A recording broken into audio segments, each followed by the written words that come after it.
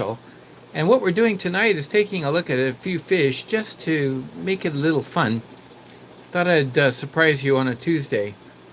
We're looking here at the newest fish in the fish room, but I also have a surprise for you. These fish are really neat, and in a minute I'm going to demonstrate why. Also, we have some really good progress made on the beautiful sunset angels. I think I like these fish a lot because they're so graceful, and some of them are really nice. There's also a couple of different ones. Hi, Craig's Catfish Kate, and welcome everyone. This is a beautiful surprise live stream. We're going to look at some new fish just to say hello. Won't be long tonight, but we want to get together and just say hello and say a few things. The fish here are really long, finned, looking nice. Hey, Richard McGrath and Sandy. Hi, everyone. And it's another evening here at the fish room. So, is it? No, we're not frozen. I don't think so. Well, we are frozen. It's getting kind of cold outside.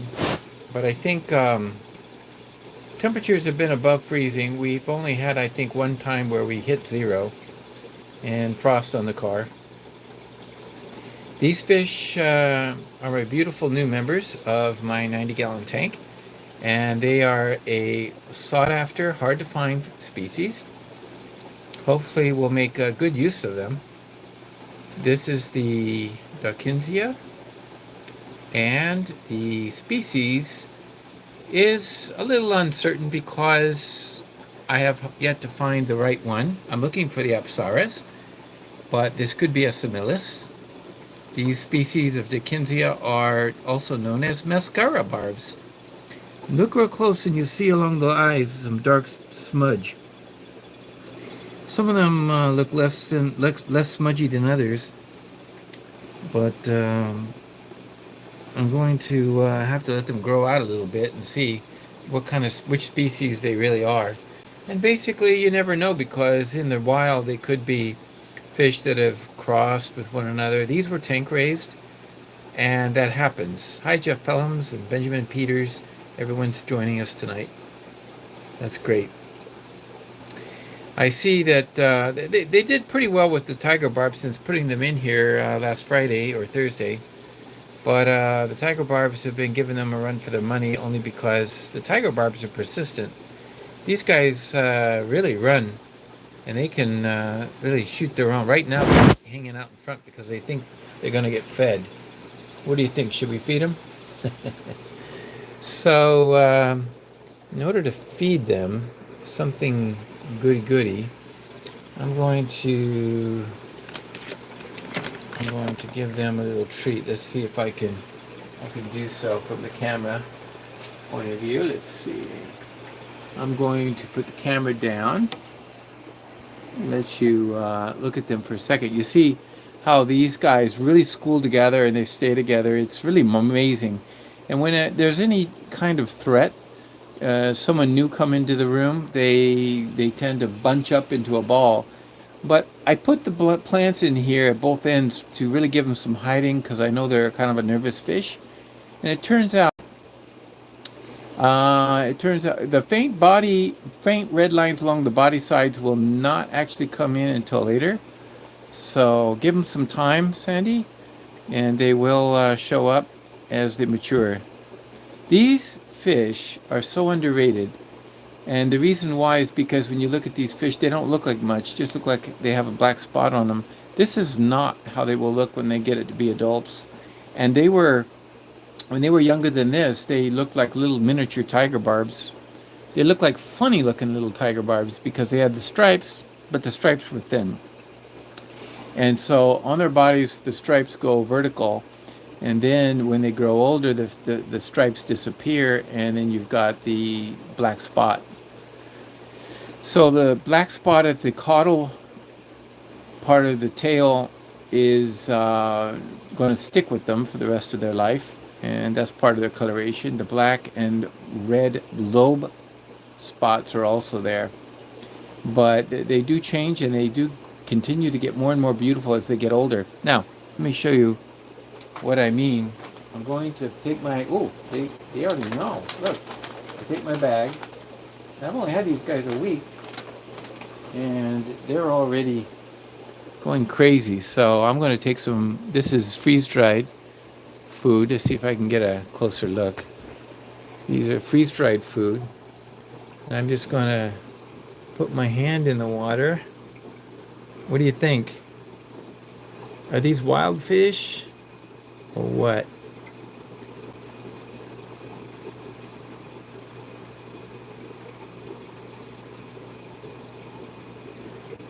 Yeah, these are cool fish. You can tell that they're greedy little things, and the tiger barbs don't even come up. Some of them will start to venture up, and they want to get a piece of the action. But the fun of it is, this is when fish really, you can get some good close-ups, really, pulling the camera real close, and you can tell me what you see. You see any red lines?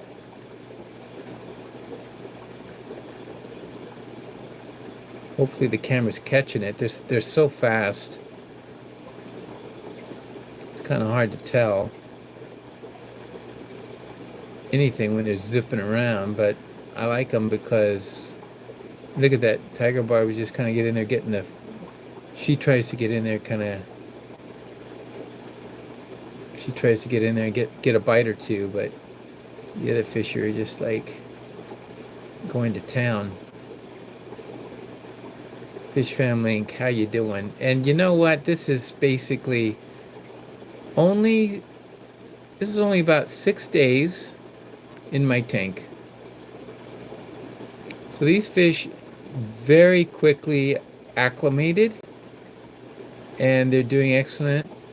I picked these up from Dan's Fish.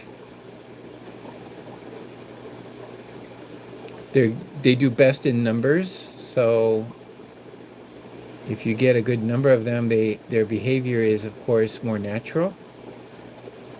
I saw one with a real dark smudge on the eye, indicating that it's very true mascara. The lobes tell me, look at the tail. They're going, yeah, Shady Grady. I know you have some of these too. You picked them up. That's great. I'm glad that 2 of us have them. But this tail is kind of neat because this tells me that they could be mascara, filament, but definitely not rohani, because the rohani species of this genus do not have the lobe spots. They just have a reddish tail, and they get very red in the tail and the dorsal. And these are looking good. There's a lot of red in the dorsal of these already. But they like their worms, that's for sure.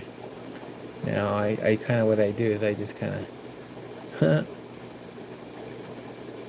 they're making, boy, they're going through this really quick. They grab a piece and rip it off. You can see the force that they use. There we go. Oh, tiger barb. You finally want to get some of the action. Yeah. Yeah, there we go. Boom, boom, boom. And there they go. Let them finish that off. Doesn't take much. And they're eating. Now, there's 16 of them. I like to buy them in groups of 4, because then you have a quick way of identifying them. I can go like 4, 4, 4, and 4. So there's 16. So four groups of 4, and it works. This tiger barb is chasing that one. See, he's just relentlessly chasing that one because it thinks it has some food in its mouth. I think it's trying to make it cough out. You've seen seagulls do that, you know. Someone in the lead has got it, can't swallow it because they're so busy running from the others. Eventually, yeah, wow. Now there's 2 of them. They think there's food there. Well, that is the feeding for tonight. Live feeding. Well, feeding of live fish. I don't know about other thing. I did get some blackworms also last week, and I have them here in this tank. You can see the live worms there bundled up in groups. Couple groups there.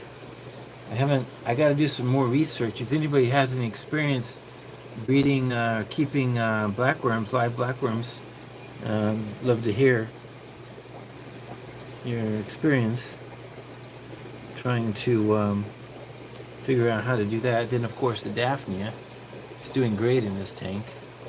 Although this was Moina, but the Moina was replaced by the larger Magna here. Apparently I got some contaminated in here, and then next thing you know I have a bunch of Magna. Yeah, the smaller ones didn't make it. Yeah, that's the craziness. Welcome everyone. Hope you enjoyed that. Hi Greg Jones. I'm so glad. Gravel. I just fed them some algae wafers. That's why they're bunched up, I think, because that's where the algae wafers are. I did throw those in there, but what I need to know is how to propagate them.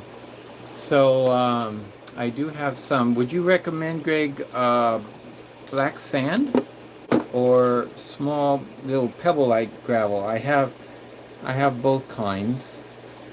The sand might be too dense, but it is kind of sharp. Now, what I remember from some videos is that you somehow have to rough them up and let them split into pieces, or cut them with the rocks and the gravel, and kind of munch them up, and then when they get split in half or in pieces, they grow and duplicate themselves in a sense. You know, like how you cut a worm in half and now you have two worms.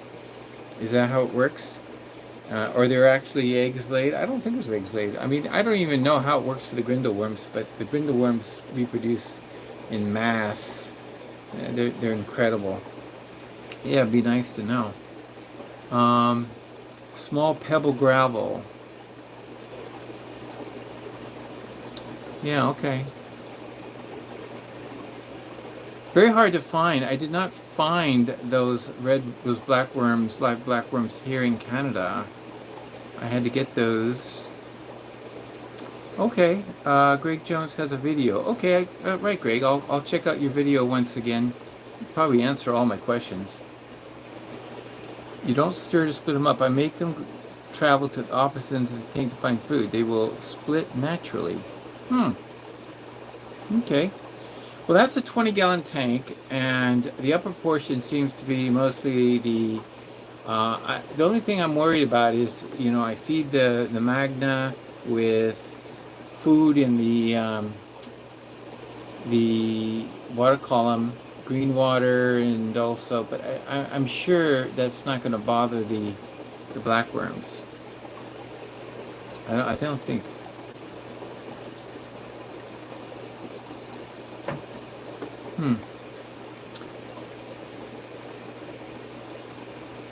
Yeah, I know why you have a hard time finding blackworms in Michigan. That's because, well, they're not apparently I watched a video on this, or I heard this, I don't know exactly where, but there was the biggest supplier of blackworms got hit by some bad storms and lost half the ponds that they use. So unfortunately the price went up, but I was able to get these from New York, and they just got them in, and so I saw them there, and I says, well, I was picking up some fish, and as you know, that was how I got Dan's fish, but those of course came from Dan in a box. And if you remember, you saw the unboxing last Thursday. However, oh, thanks for the video link. Greg Jones blackworm video. Sandy's great. So appreciate that. Also, what I need to know is, well, while I was there, I saw some other fish that I haven't been able to get my hands on here in Canada.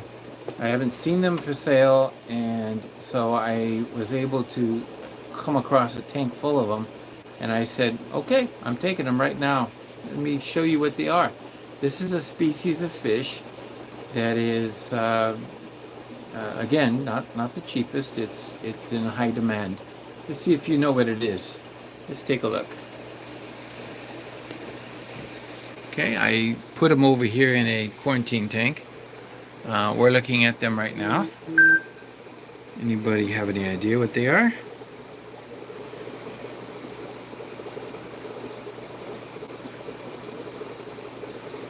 Let's see, my glass is a little full of algae. Come on. So I have to back off.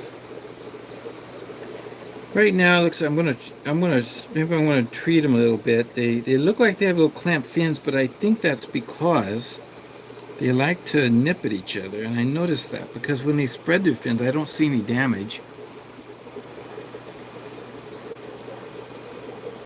They're looking really good, though. Look at that.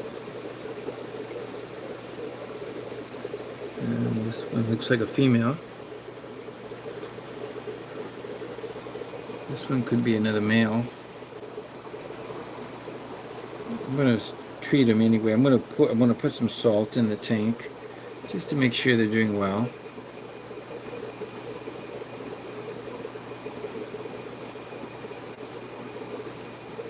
So does anybody want to take a shot? What are these?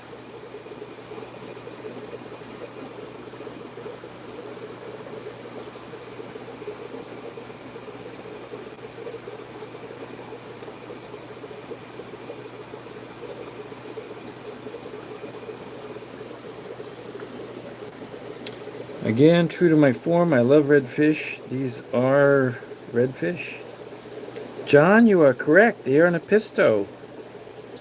Pistogramma. But which one?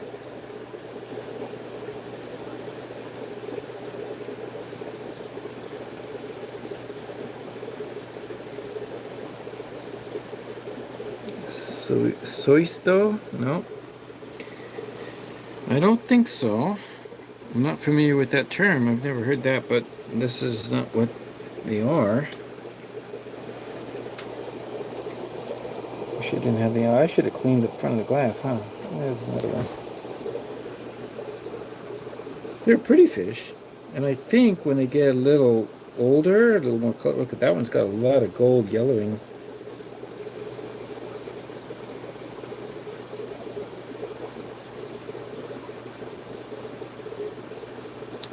Yes, Jeff Pelhams gets the prize.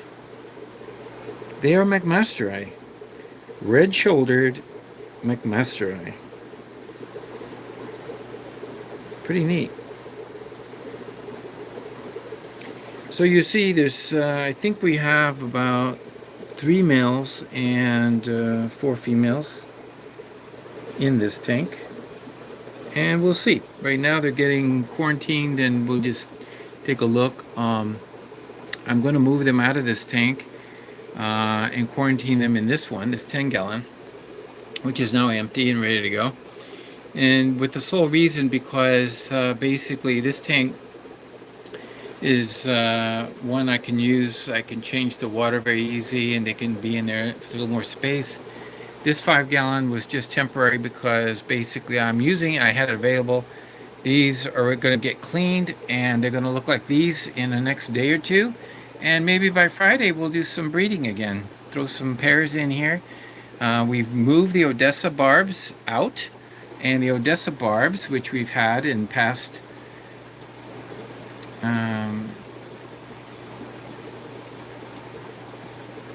John From, welcome. And the Odessa barbs that we bred, let's take a look at those. They're up here now. These are not all of them, this is just some of them. There they are. They're getting a nice size, nice color. See if I can get them to come up. There we go. There's the Odessa barbs. I think they're going to get fed or something, but they're looking good. Look how fat and sassy they are, as Dan would say. Fat and sassy. I notice he calls this fish sassy all the time. Hey folks, look at the sassy fish. Yeah, these came out of the tank number 2 from our breeding project, and they came out the nicest, even though there's fewer of them. And these all retained for probably myself. The other ones are located at the fish grow out already. So here we have some fish already ready for the grow out. These guys are nice and red, getting red at such a young age. Feeding them some good red food and Dr. Baslier. And then we have, of course, the latest and greatest of the fry.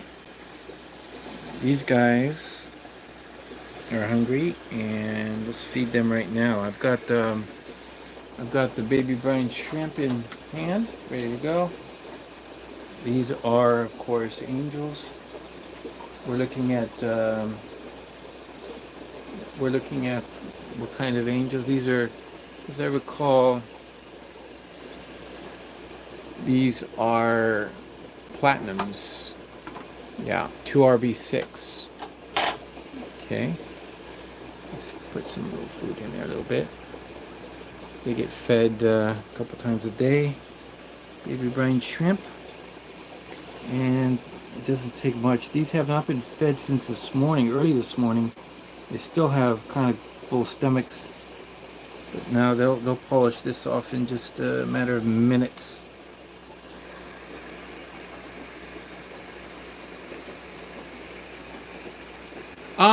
You know what's funny is you asked that question. I don't siphon out the breeder box. The angelfish, I don't know, they do very well. I do take out, it sort of forms a mulm right there.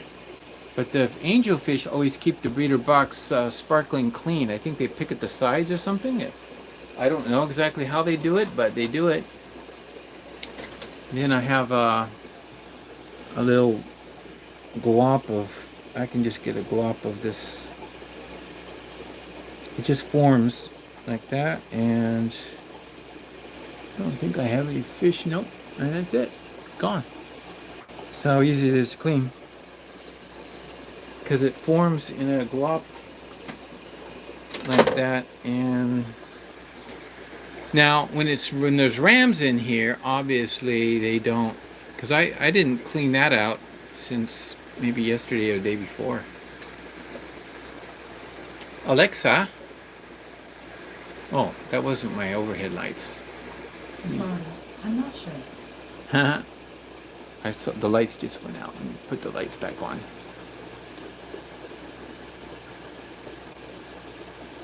Okay. Yeah, so Friday, I'm going to have more time, and tonight we're just a busy work week. But Friday, this tank's going to get cleaned, and this 30-gallon, I'm going to show you how I do it in a matter of minutes. I use a very special device, especially reserved for just this tank, and it's an amazing device. Let's see, we got a lot going on over here. I do have a spare male West African cichlid, no female. There he is right there. Let's see if I can get him. There he goes. He's pretty aggressive. Those West Africans can be pretty aggressive, and he's got his little spot around here, and he just kind of rules the roost and chases everyone. There are some breeder rams in here. They did spawn the day before yesterday, but the eggs didn't make it, of course, because they spawned on a piece of this wood, and I didn't want to bother to take the wood out.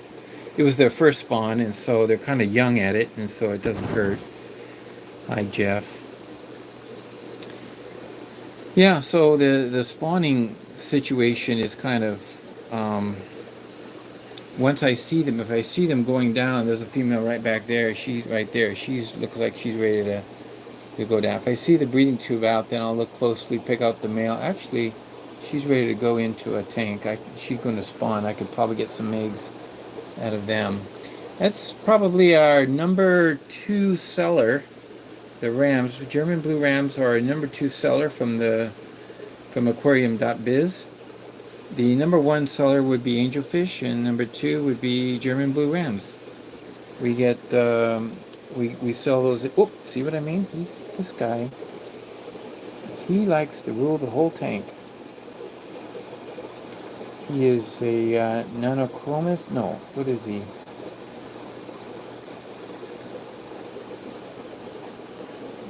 I think it's Transvestius is the species name. He's a West African, Transvestius. But the German blue rams, they're gorgeous. That is a fish that just reaches everybody's heart. They take all the good care though. It's not a buffalo head, no. I know what you're talking about. This is a West African cichlid, a dwarf cichlid. I don't know what the buffalo heads are, but the buffalo heads tend to stay on the bottom and they do have that frontal.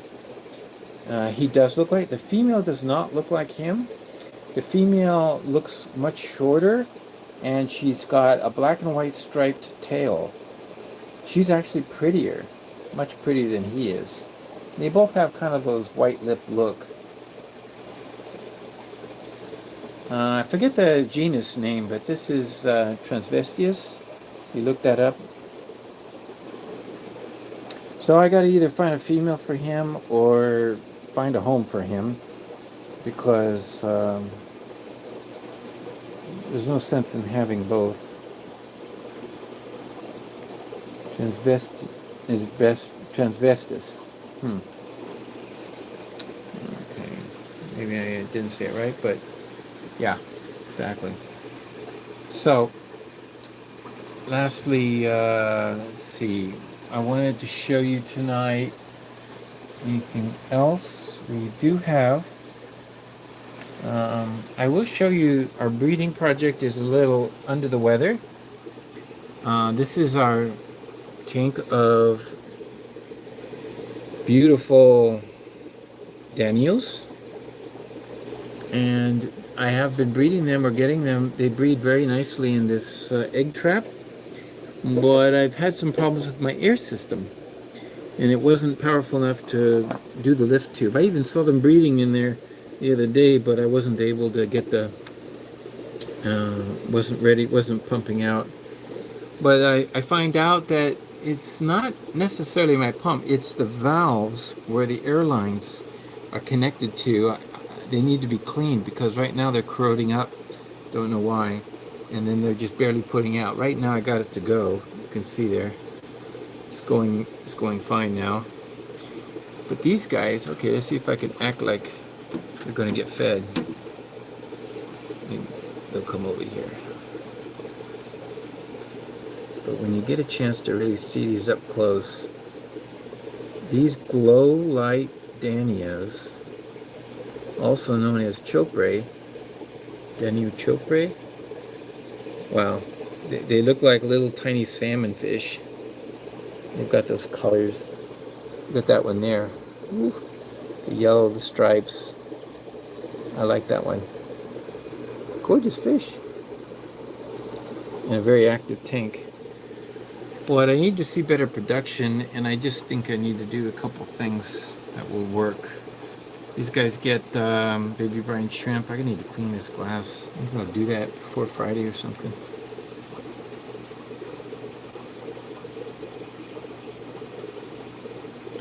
I'll show you what I mean by the air problem down here in this tank. That's what's happening.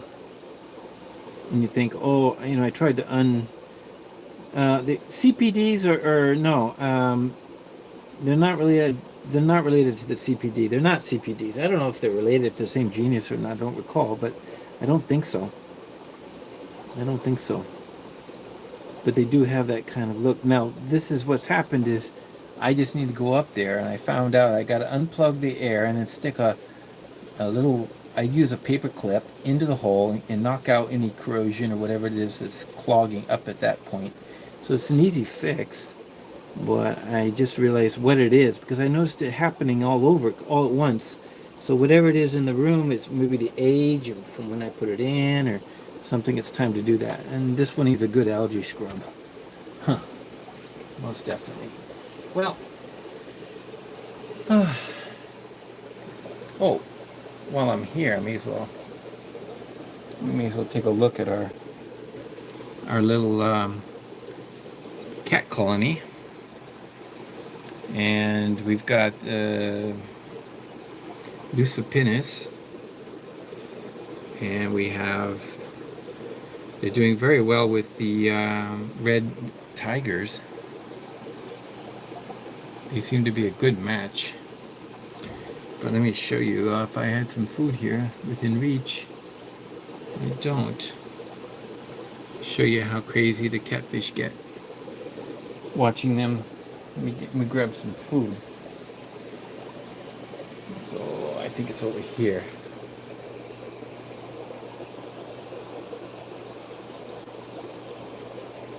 Well, hold on. All right. We got a lot of projects going on in this fishery. There's a lot of things to do here. Okay. So now, I don't see much of the catfish, but watch what happens when I toss a little bit of food in there. In fact, let me get my phone stand. See if I can, there we go. See if I can focus. See what happens. There's one catfish right there. I'm gonna drop some food right there and see what goes. These guys. All right, it's coming down, it's coming down. And the moment it hits the water, there it comes, watch. Here they go, they're in action. Every catfish will be out and about now. Look at them. There they are. The group has returned out of nowhere, out of thin air. These guys, these catfish, are not even afraid of me anymore. They come right up to the top, eat the food. But as you can see, when it's food time, it's frenzy time. Kind of neat, huh?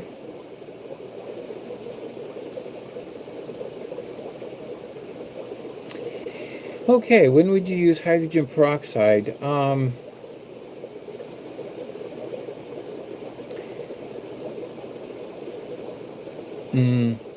Okay, I have not tried that kind of a treatment with hydrogen peroxide.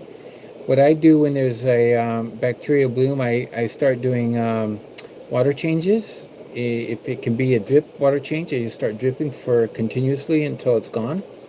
Or if you can also do a treatment with,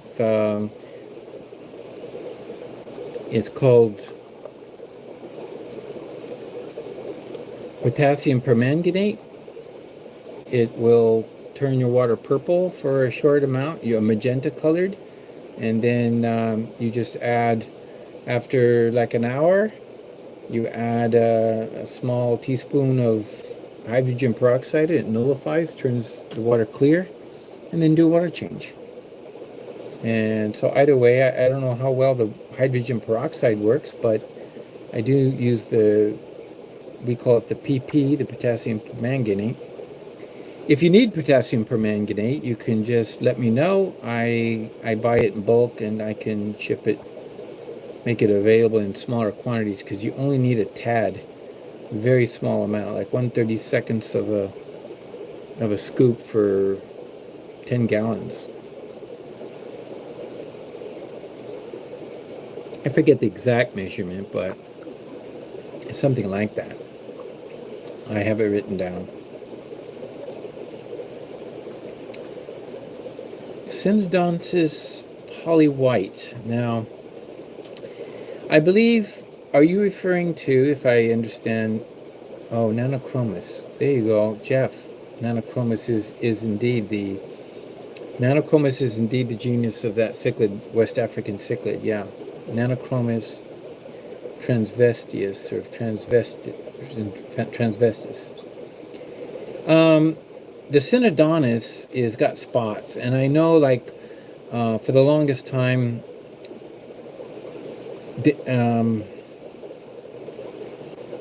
Greg Sage has been working on trying to lighten the spots. You know, you don't lighten the spots, you lighten the skin, and then the spots look darker and more obvious. So he's always been selecting fish on the fish he breeds. These did not come from Greg. These came from the wet spot back in 2018. I bought 10 of them, I think, or yeah, 10 of them, and I think I still have 9 of those 10. Although there is, I think, a good, there's a younger one too in here.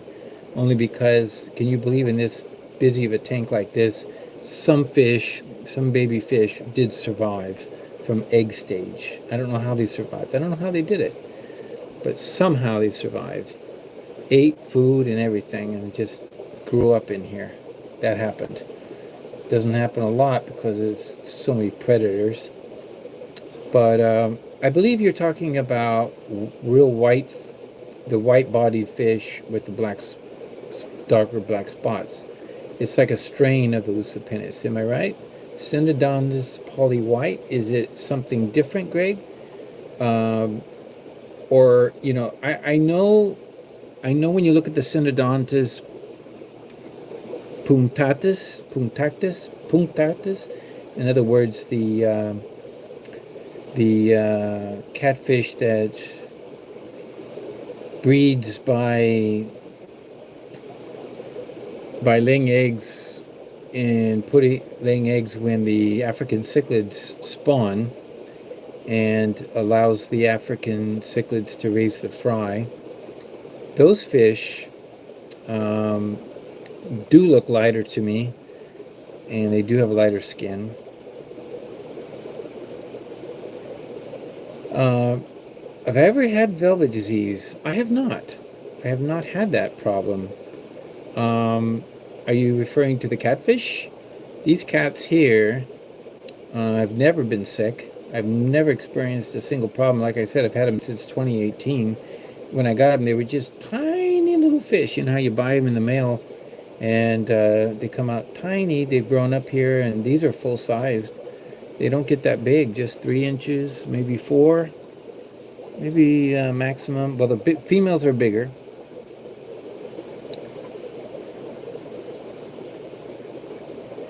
You got Pseudomugal Aru 2 pairs.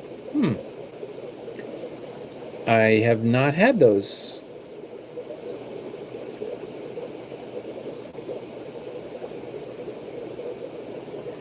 Similar to the Lucipennis. I'm going to have to research that, Gray. You've got me going. I do have a second colony of these. The second colony has been growing, and they're actually bigger than these ones, but they're in the 90 gallon. That may be the reason why. They're very nice. They came from 2 different sources, the second colony, so they're a mix of different sources. These are all from one source. Multipunctatus. Thank you, Sandy, for correcting my terrible Latin. Yeah, the multipunctatus is the one that lays eggs in the spawning arena of African cichlids, and then they're picked up by the Africans who breed them. Looks similar. Okay. I will be on the alert, but no, there are so many species of ornamental fish out there that they're popping up all the time. When I was at the fish place it's right outside Buffalo in a town called Tonawanda, in North Tonawanda, if I'm saying that right. It is a place that they really have awesome fish. They get all kinds of great ones in. And I walk in the store and immediately I hit 4 species I've never seen before in my life, didn't even know they existed. And one of them was was blue eye. They were like the blue eyes of the blue-eyed pseudomugals, but these were little barbs. No, rasboras. They were blue-eyed rasboras. and in a group, those blue, outstanding eyes, amazing. I'd never seen those fish before I got there. So, Sandy, you've had them.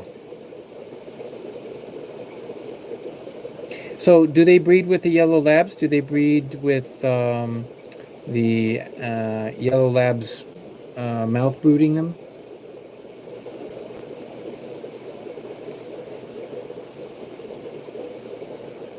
I do not have any African cichlids presently, so I do adore the yellow labs. They're just nice to have. I just love the idea of fish that are, you know, I love the idea of fish that are completely yellow or bright and colorful. Of course, that's what I usually go for, but if I were to get some, I saw some beautiful African cichlids that I just fell in love with when I saw them. They were multicolored. They had blue and red and rustic color on them. I thought they were very nice. I don't remember the name of them now. I'd have to look it up. But there are some African cichlids that are gorgeous. Very, very nice. Yeah. I would need one day in our futuristic, bigger facility, maybe where we have 500 tanks instead of only 150. We'll be able to do a lot of different spawns and different fish. Kind of pick out a few really nice sellers and breed some. It would be nice. I had African cichlids when I was a kid, when I was very young, and I think I had some Burchardi Tanganyikans. And now I do have Tanganyikans again. I guess they're not cichlids, but that's where the Lucipinis come from, Lake Tanganyika. Yeah. So they do very well in hard water. And behind me, of course, is my Hexazonas, Pentazonas. And I need to get them breeding again. I was able to raise small, like half a dozen, 6 or so, the last batch. I think that's very insufficient. I need to, in the past I've had batches as large as 80 fish in a spawn, and I think it would be nice to have a nice group of them so I can pick out some, you gotta always be replacing your fish. You can't keep fish indefinitely. They'll get old and they'll stop breeding.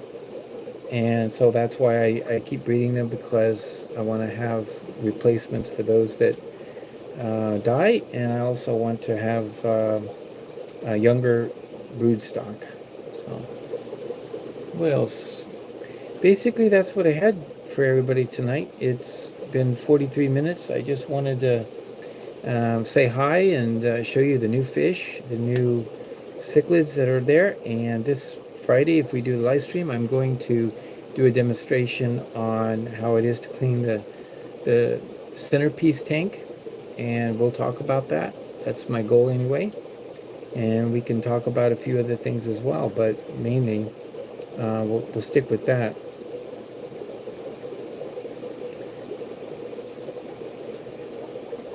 Wow, okay. Mouth brooded them. Red zebras and dragon blood peacocks. Wow. Yeah, those are nice looking fish. I really do like them. Tetras. I have cardinal tetras, and I have been successful at breeding a couple of them. In my attempts, a few of them survived, and I didn't get back into it, but I was just successful in raising 1 or 2. And I was, it's funny you mentioned that, because more cardinals have come in to our facility recently. There goes the lights. Hey, Alexa, fish room on. There we go. Yeah, lights are barely coming on. So that was the extent of my tetras. I have it would be nice to raise some tetras, but they're so cheap in the stores. I did the cardinals out of a wish list. Something I've always wanted to do is to breed cardinals and get lots of them, but 2 fish is not enough, so I got to figure out a way to do more. Well, that is why I'm putting in 4 more breeding tanks. I've got right above this, and this shelf right above, right here. We're going to put in 4 more, and maybe this weekend. I keep saying every weekend, but there's always things coming up. If it's not somebody's anniversary party, it's something going on in the family, so I'm not able to get to it, but I will probably get to it. Maybe there's nothing, I don't think there's anything going on this weekend that will stop me, so that will be the time when I want to do the plumbing. If I do, the members only will be able to see some videos of how I do it, the details, or shall we say the things behind the scenes. So if you're a member, you get to see all that slowly. Later on, maybe those videos will become public, but not a problem. Maybe I'll talk about it and show off, of course, all that it is done here on the live streams for everyone. Yeah. How is the fish food experiment going? Well, I know what you're talking about, Greg. That was was that a couple months ago? We were putting in the food from these tanks. We had 3 batches of angels, and one was, we were feeding the Dr. Baslier. We were feeding the, let's see, what was the other one? We did that a few weeks back, and the truth is, the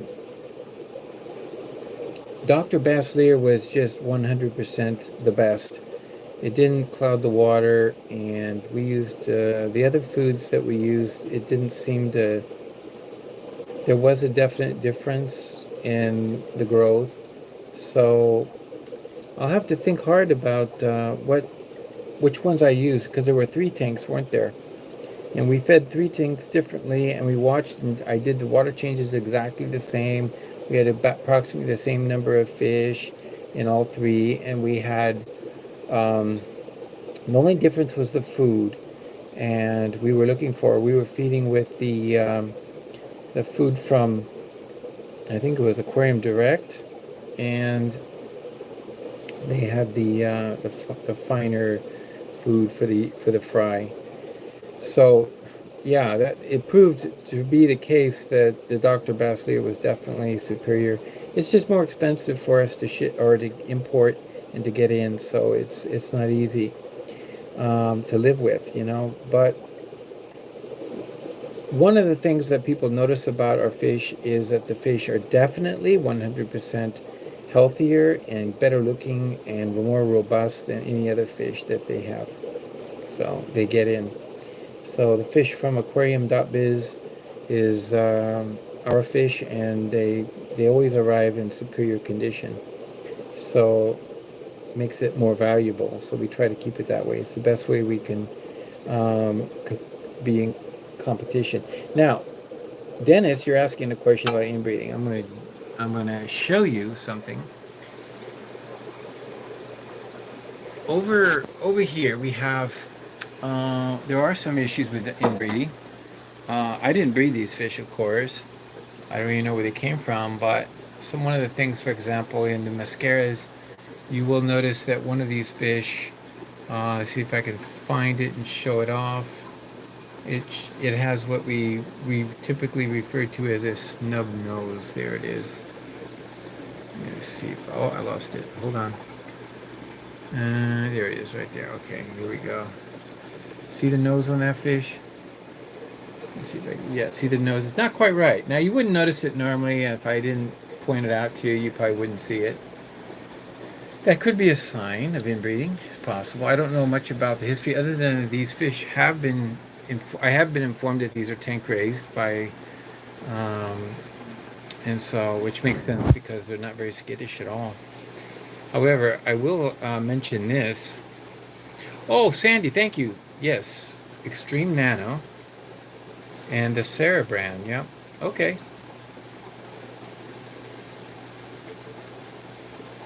Yeah, I had the Extreme Foods from Bobby G's down in the London area of Ontario, and that's where I'd gotten the food and wanted to change it.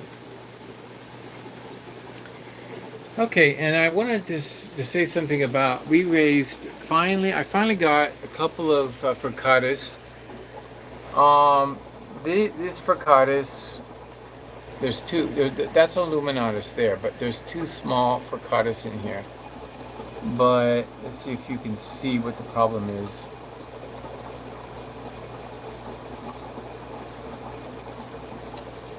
There we go. It's over here. He's moving on. See that fish there? Look at it. It's swimming kind of funny, but I've noticed like with the fricatas, the inbreeding, they've been inbred so much that you'll get a number of these which have a crooked spine, and they swim so fine, and they actually survive. But these two fish that came up here are actually very small, and you can tell they have crooked spines, so they're not going to make it. I won't let them. As soon as I get up there, I'm going to take this fish out, drop him down to the grow out, and this is my grow out right below for the luminatus and other blue eyes. So all these fish are going to go. This tank here just kind of holds and gets fed the baby brine shrimp every day. These fish are just gorgeous. Couple pairs of these fish I'm going to ship out, and I'm going to show you how I do it. And we're going to ship these out to I think is it Nova Scotia? As soon as I can get around to it, there it is right there. Alone Danio. He's kind of like blending in with the luminatus, but he's content. But I had experience with these fish. Now here I bought, while I was in, just so happens, all of these fricatas came from one female. I was down to one female. So the issue was the health. So now the genetics, right? The inbreeding. So as you can see here, I've got 2 or 3 males and about 4 or 5 females. So I'm starting over, as it were, because I bought these females, and these females, they're looking really good. They came super healthy. Like I told you, anything I see down at the fish place in Tonawanda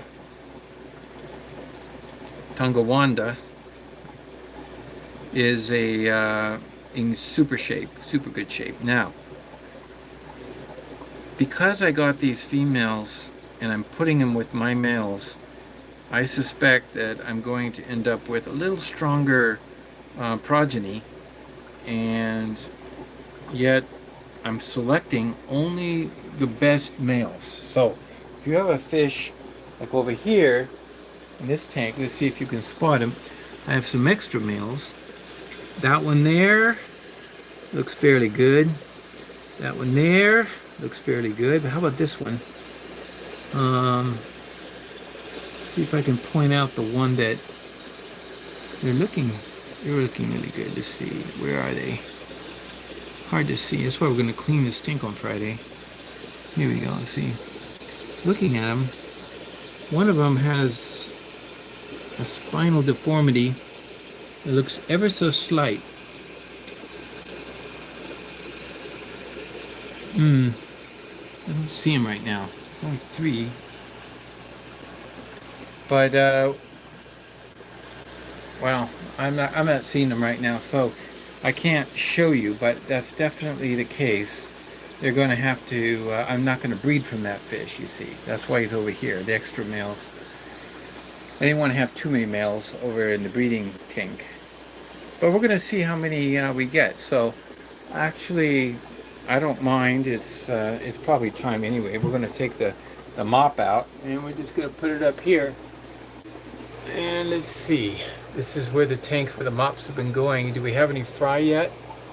I haven't seen any in this tank, but the best way to tell is to look up, like I do at the surface, and then I use a flashlight. Really helps a lot when you're able to shine it up at the surface, and any fry will just pop out. It will look like I don't see any. I haven't seen any in this tank yet, but the mops have only been in there about a week or two. And it takes a good number of weeks. This tank here is ready to go.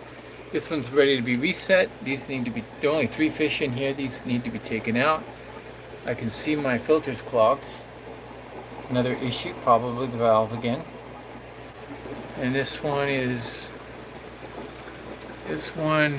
had some fish, but I failed to get them to last more than a day or two, so I don't think I'm going to be successful with these batches. I'm not seeing any fish, but the best way to see new fish is to do this. Take the flashlight, shine it up against the surface, and you'll see the fry hanging out at the surface of the water. Yeah, so that's how you get good groups of luminatus like this one. I haven't had a chance to show you. There is another species I haven't really talked about. This is a species growing up. Somebody gave us the fry. We don't have the parents to these, but they're doing really well. Doing super, in fact. This is a slow-growing fish that seems for me to be growing quite fast. I threw in some Danios in here, some fry that were the same size, and if you look closely, you'll see the red. It's kind of in the back there, the base. See at the base of the filter, coming over, a little smaller. They're kind of reddish. Those are the Danios, low light Danios. They're really looking good. But anybody have any idea what these are? Play that game. Name that species. I don't know how many's in here, but shout out to the friends of this channel who is so kind enough to drop off a small batch of fry, and I'm growing them out. I haven't lost any. They seem to be pretty stable. At least I haven't seen any mortality, no mortality that I know of. If anybody wants to guess, I'll tell you, I'll give you a hint. Slow growing, I already gave you the hint. What fish are typically known for being so slow growing?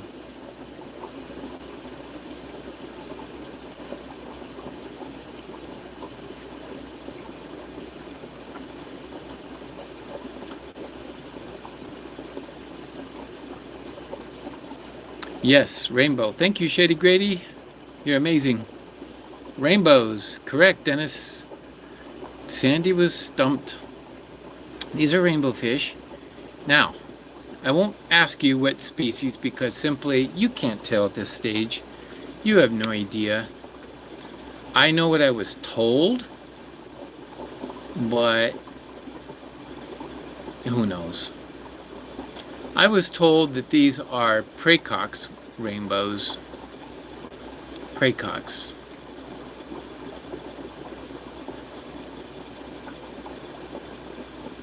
If these had been Bosemani, that would have been awesome. Of course, Bosemani are also super slow. Even if you look at Nick's video recently, he goes through his whole fish room, and it's a long video, but I recommend it. Nick in Keeping Fish Simple.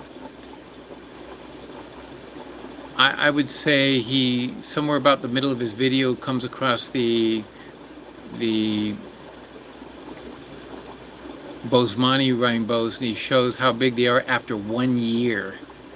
And they're not that big. They're starting to color, but they're not even that big. Yeah? You have those? Okay. Shady Grady. A future contact for Aquarium Biz, because after all, he's got all the fish I have. How do you end up with the same fish I have? Every time I turn around, oh, I have those fish too. Shady Grady, how many tanks do you have? Please do tell.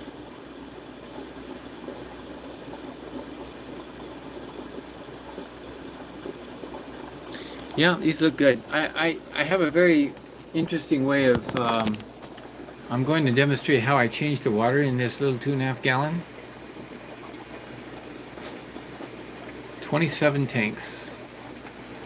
Definitely a small fish room. I mean, not small in the sense, I'm just saying definitely a fish room, almost, as someone would term a small fish room, not just a collection of a few fish. I'm going to show you, I'm going to back off, I'm going to grab my stand, I'm going to put it up, and I'm going to demonstrate how I change the water in that tank, because it's really quite nifty. You know, it's really quite simple. I got to show you this. And get out of the way. I don't know, maybe I'll just set this over here. Hopefully my phone doesn't fall into the tank water. Okay, so it all starts with a couple of, I don't know if you noticed that, but there's a couple of bottles there. There we go. All right, guys. So here's what I do. 2-liter bottle. It's got a connection to a tube.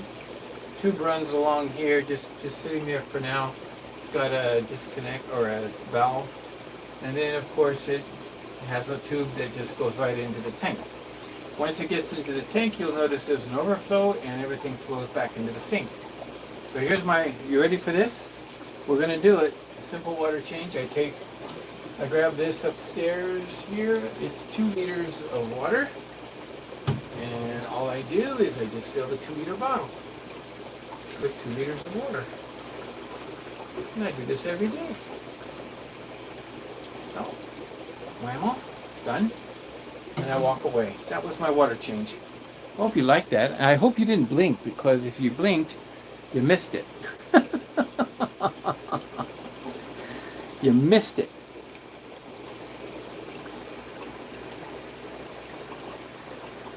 All right, let's see what's happening here. Just to give you an idea. So the water level is here. It's slowly starting to drop. I can control the rate with this. And if we look over here, we will see that it's dripping in or pouring in. Let's see how much we got right now.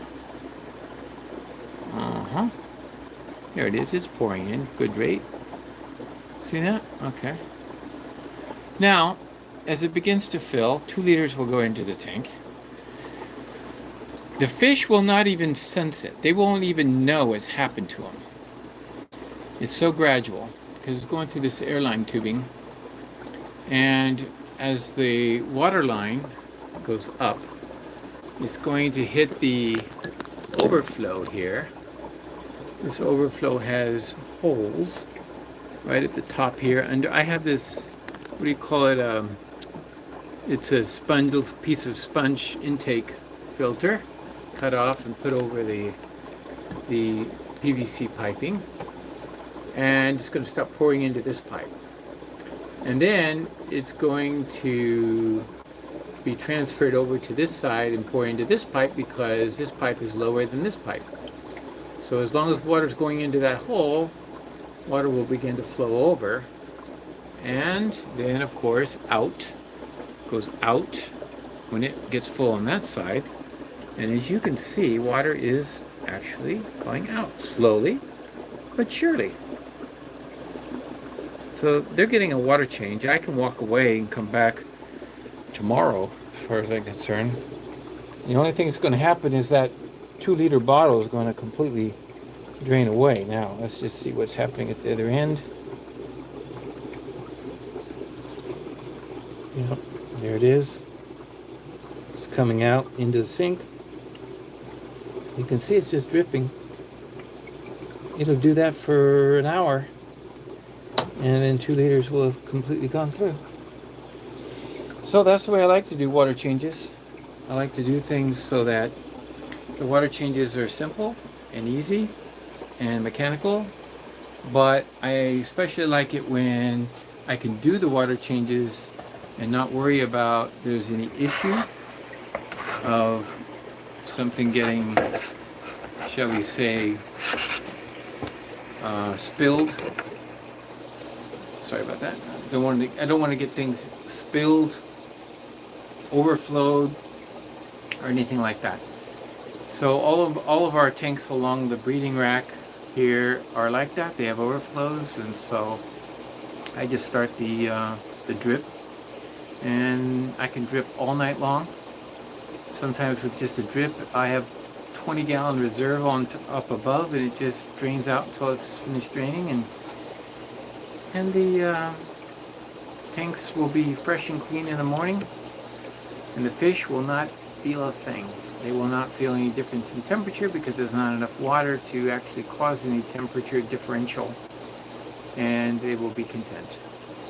So I hope you enjoyed that, a little side piece. I thought I was 45 minutes, 15 minutes ago or 20 minutes ago, I thought I had said goodnight, but looks like somebody talked me into demonstrating some other little aspects. So thank you, Dennis, and thank you, Sandy.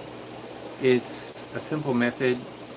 What's really nice about it is the fish love it because they always have that nice clean water. And did you notice I didn't have to worry about, siphoning out little fry?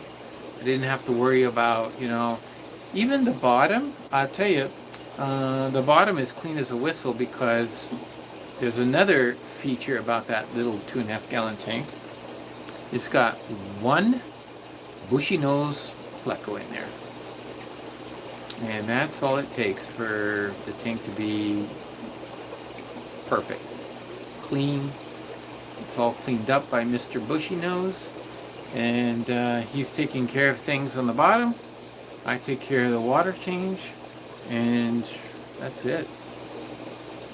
So thank you all for joining. And Jeff, thank you. You're kind. Thanks everyone for joining tonight. I'm going to... yeah, you can borrow any of my inventions. You can take them. Please share them. I am interested in sharing the information I use that I find practical, and after experimentation, discover the most useful items to do. And I like to share them because this is FishEZ 411. That is the number for information, where you can come and freely get information. There is no hidden secrets here on how to breed fish. We don't do that. We share information because what we found is it doesn't matter if other people can breed fish too. It's actually never harms us because we have a big market, and there is a huge market out there, and we just scratch the surface. Think about all the thousands and thousands of fish that are imported constantly from all over the world. They come in, but even locally grown fish, it's just a small drop, and it's better for actually people locally to get fish that have been grown locally, and they're healthy and they've been established. There's a lot of reasons to get fish from local breeders. So I'll let you sleep on that. Thank you all for joining tonight, and we'll see you maybe on Friday, and have a great night, and most of all, just keep it real.